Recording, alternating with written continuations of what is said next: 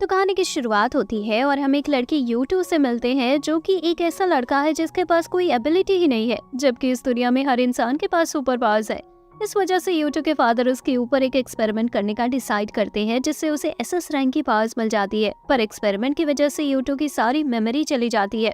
एक बार यूटू लगभग अदर्स के अटैक में मरने वाला था, पर यूटू को ओएसएफ के मेंबर्स बचा लेते हैं। असल में अदर्स एक तरह के मॉन्स्टर्स है जो इंसान को मारकर उनका दिमाग खाते हैं। अब उस हादसे को कई साल बीत चुके हैं और यूटू काफी बड़ा और स्ट्रॉन्ग हो चुका है। साथ ही यूटू काफी काइंड भी है।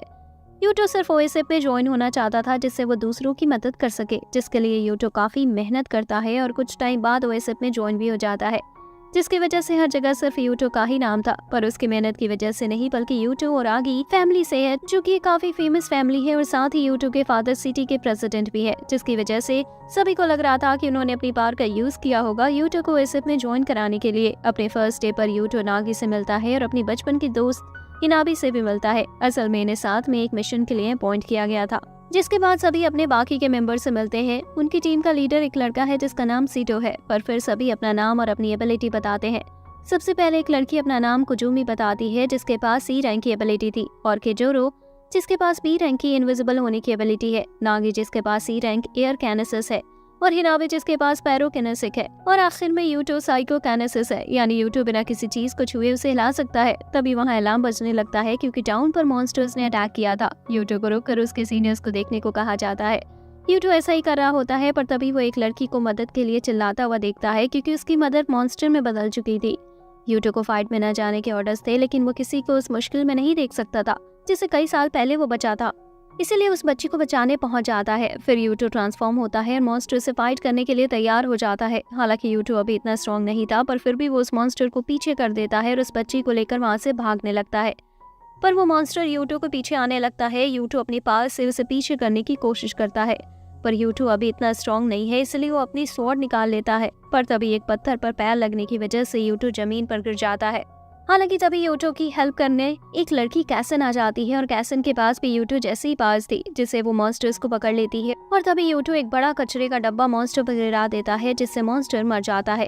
अब यूटो कैसन की तरफ देखता है और उसे याद आता है कि कैसन ही वो लड़की है जिसने उसे 11 साल पहले बचाया था। नेक्स्ट डे यूटो काफी मुश्किल ट्रेनिंग करता है, जिसके बाद उसके फादर का उसके पास कॉल आता है, जो उसे उसकी मदर के बारे में कुछ बात करने के लिए बुला रहे थे।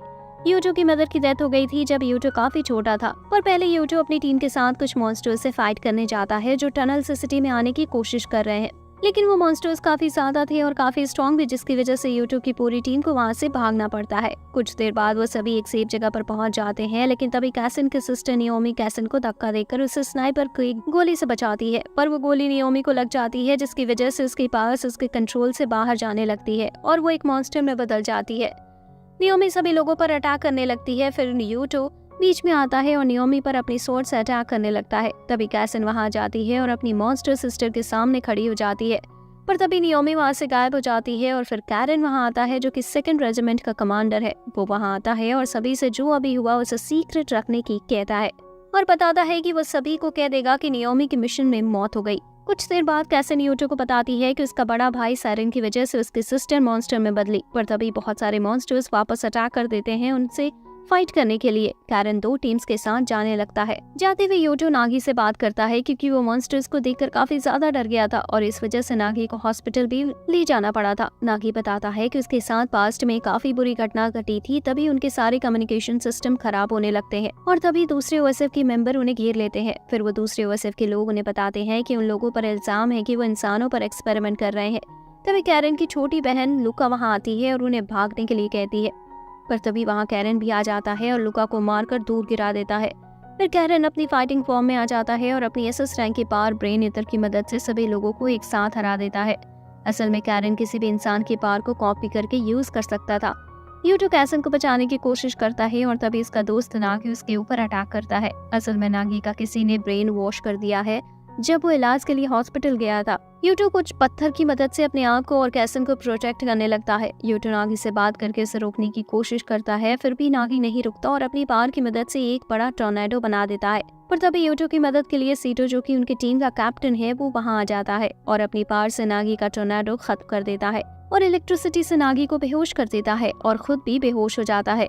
यूटो और कैसन अपने कैप्टन को बेहोश देखकर परेशान होने लगते हैं, पर तभी सभी के सिर में दर्द होने लगता है और आसमान में एक ब्लैक होल खुलता है जिसमें ओएसएफ के काफी सारे मेंबर्स चले जाते हैं और साथ ही यूटो और कैसन भी उसमें चले जाते हैं। जिसके बाद वो दोनों अपने आप को एक डार्क जगह पर देखते हैं जहाँ हर जगह सिर्फ लाल धागे ही थे। तभी एक स्क्रीन उनके सामने आती है और यूटो उस पर अपने पूर्वजों को देखता है जिन्हें कोई चीज सभी से दूर ले जा रही थी। तभी यूटो को होश आता है और वो उन्हीं जगह पर था जहाँ से वो गायब हुआ था, पर कैसन अभी गायब थी। जिसके बाद जेमा उसके सामने आता है जो कुछ देर पहले उन्हें पकड़ने की कोशिश कर रहा था। वो उन्हें बताता है कि गवर्नमेंट फाइटर्स का ब्रेन वॉश करके उन्हें मॉन्स्टर बनाना चाहती है जिससे उनकी मदद से वो अदर्स से जीत पाए, और कैरन गवर्नमेंट को खत्म करना चाहता है। यूटो अपने फादर के पास जाने लगता है देखने के लिए कि वो सेफ हो, लेकिन तभी यूटो देखता है कि उसके फादर जमीन पर गिरे हुए हैं और कैसन वहाँ चाकू के साथ खड़ी है। तभी कैसन यूटो को भी खत्म करने के लिए उसकी तरफ भाग कर आने लगती है। तभी हम एक फ्लैशबैक देखते हैं जिसमें कैसन ब्लैक होल में थी और वहाँ फ्यूचर की यूटो से मिलती है जो कि अंधा हो चुका है और पूरी दुनिया में सिर्फ वही एक इंसान जिंदा बचा है। फिर फ्यूचर का यूटो कैसन को बताता है कि उनके पास सिर्फ कैनेसिस से नहीं बल्कि रेड स्ट्रिंग्स की पावर भी है जो कि सिर्फ उनके ही पास है। इस पावर की मदद से वो टाइम ट्रेवल भी कर सकते हैं और साथ ही किसी दूसरी टाइम लाइन में भी रह सकते हैं, जिसकी वजह से कैसन वापस आती है यूटो को मारने, क्योंकि वो जब भी अपनी पावर का यूज करेगा वो ब्लैक होल बड़ा होता जाएगा और उसे रोकने का सिर्फ एक ही तरीका है कि वो यूटो को ही खत्म कर दे। वापस प्रेजेंट में यूटो कैसन का चाकू पकड़ लेता है, तभी बाकी लोग भी आ जाते हैं जिसकी वजह से कैसन को वहाँ से जाना पड़ता है। यूटो अपने फादर के पास जाता है और उसके फादर उससे माफी मांगते हैं और हमेशा संभल कर रहने की कहते हैं। तभी यूटो के फादर की डेथ हो जाती है, जिसके बाद यूटो और उसके साथ ही यूटो के बड़े भाई से मिलने जाते हैं जो कि अब नया प्रेसिडेंट बन चुका है और वो यूटो को उनकी टीम का नया कैप्टन बना देता है। हालांकि यूटो काफी परेशान था मेमोरी प्रॉब्लम की वजह से और सिटी में पेट्रोलिंग करते हुए यूटो भूल जाता है कि वो वहाँ कैसे आया और कैसे कैप्टन बना। जिसके बाद यूटो डॉक्टर के पास जाता है, लेकिन डॉक्टर उसे सिर्फ ये कहकर वापस भेज देते हैं कि वो काफी ज्यादा काम कर रहा है। जिसके बाद सभी लोग लुका से पूछते हैं कि क्यों कैरन गवर्नमेंट को खत्म करना चाहता है।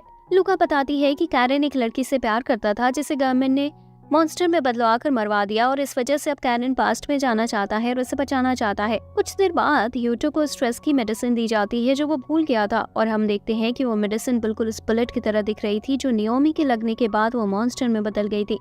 जिसके बाद वो सभी मॉन्स्टर्स को मारने के लिए पहुंच जाते हैं, पर यूटो अपनी पावर्स यूज नहीं कर पा रहा था। यूटो जैसे ही अपनी पावर का यूज करने की कोशिश करता है उसे काफी दर्द महसूस होने लगता है।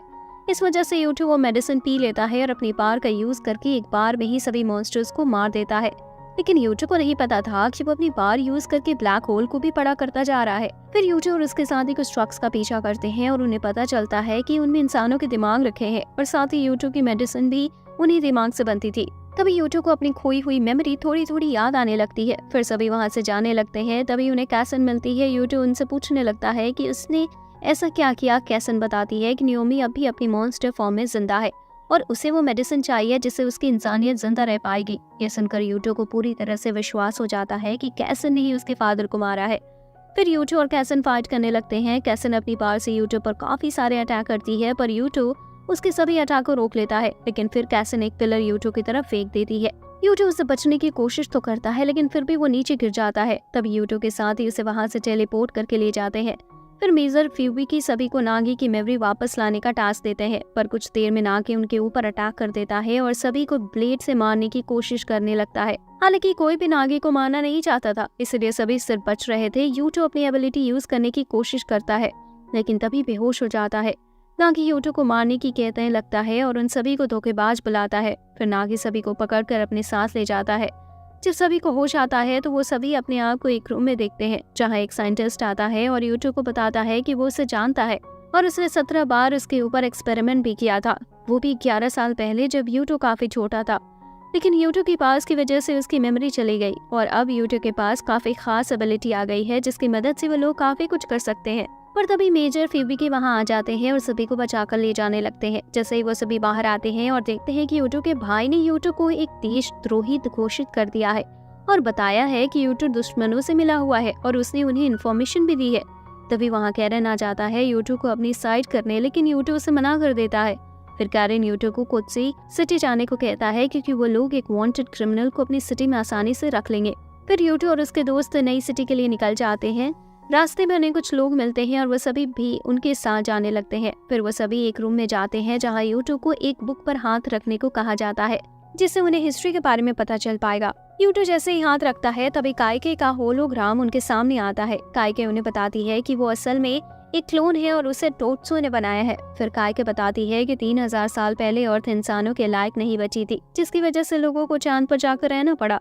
और फिर 2000 साल पहले सब सही हुआ, लोग वापस अर्थ पर आने लगे। लेकिन तभी चांद के पास एक मीटियोर गया, जिसकी वजह से चांद पर के सभी लोग मॉन्स्टर्स में बदल गए और उन्होंने इंसानों पर हमला कर दिया। इस वजह से इंसानों ने एक बैरियर बनाया जिससे वो मॉन्स्टर्स को अर्थ से दूर रख सके। फिर यूटो और उसके साथ ही दूसरे रूम में जाते हैं और उस रूम की बुक को छूते ही यूटो हिल नहीं पा रहा था। असल में टोत्सु यूटो की पाल लेना चाहता था, जिससे वो पास्ट में जाकर इंसानों को चांद से वापस ही ना आने दे। साथ ही टोत्सु कैसन की पास भी लेना चाहता था, इसलिए उसने उसे किडनैप कर लिया था। पर कैजरो कैसन को बचा लेता है, जिसके बाद कैसन और यूटो का ग्रुप मिलता है और दोनों एक दूसरे को इन्फॉर्मेशन देते हैं। असल में कैसन को भी बनाया गया था और कैजरो उन लोगों में से था जो 2000 साल पहले अर्थ पर वापस आए थे। कैजरो एक कैप्सूल में रखकर जिंदा रहा और वापस उठने के बाद टोत्सु की बातें मानता रहा। फिर यूटो और उसके साथ ही वापस सिटी में जाते हैं, लेकिन वहाँ अभी उन्हें क्रिमिनल माना जा रहा था। तभी वहाँ नागी आता है जो पूरी तरह से ब्रेन वॉश हो चुका है और अब उसके पास एसएस रैंक के पास है। नागी उसके ऊपर अटैक करता है, पर सभी उसके अटैक से बचते हैं। नागी सीधा यूटो के पास जाता है। उसे मारने पर यूटो अपने दोस्त को मारना नहीं चाहता था, इसलिए वो वहाँ से भागने लगता है। यूटो काफी घायल होने के बाद भी भागता है और एक बिल्डिंग में पहुंच जाता है, जहाँ सिर्फ नागी यूटो पहले छुपकर प्रैक्टिस किया करते थे। यूटो नागी को पहले जैसा करने की कोशिश करता है अपनी बातों की मदद से। तभी नागी की काफी तेज सिर में दर्द होने लगता है और वो फिर यूटो पर अटैक करने लगता है, लेकिन यूटो चुप नहीं होता और लगातार नागी को याद दिलाने की कोशिश करता है। तभी नागी के सिर में काफी तेज दर्द होता है और वो बेहोश हो जाता है, जिसके बाद नागी होश में आता है और पहले जैसा हो जाता है। कुछ देर बाद यूटो अपने भाई से मिलता है और वो उसे बताता है कि ये टाइम है चांद के लोगों से उसका बदला लेने का और अपने पूर्वजों की इच्छा को पूरा करने का। दूसरी तरफ कैसन को पता चलता है कि गवर्नमेंट उनके बनाए मॉन्स्टर्स का एक वेपन की तरह यूज करने वाली है चांद पर के मॉन्स्टर्स को मारने के लिए। लेकिन तभी टोत्सु कैसन पर अटैक कर देता है और उसकी पाल लेने की कोशिश करने लगता है। पर तभी नियोमी बाकी मॉन्स्टर्स के साथ वहां आती है और अपने सिस्टर को बचाने के लिए तैयार हो जाती है। लेकिन टोत्सु की फाइट करने के बाद नियोमी काफी ज्यादा घायल हो जाती है और कैसन से कुछ बात करके मर जाती है। तभी वहाँ कैरन भी आता है और देखता है कि जिसको वो बचाना चाहता था वो भी मर चुकी है। कैरन इससे काफी गुस्से में आ जाता है और कैसन की रेड स्ट्रिंग्स की पावर कॉपी कर लेता है और फिर यूटो के पास जाने लगता है। दूसरी तरफ यूटो टीवी पर कुछ दिखा रहा था, लेकिन तभी पीछे से कैरन आता है और यूटो की भी पावर्स कॉपी कर लेता है। लेकिन अब इस वीडियो का यही एंड होता है। अगर आपको ये वीडियो अच्छी लगी हो तो वीडियो को लाइक करें और चैनल को सब्सक्राइब करें। यहाँ तक देखने के लिए आपका बहुत बहुत शुक्रिया।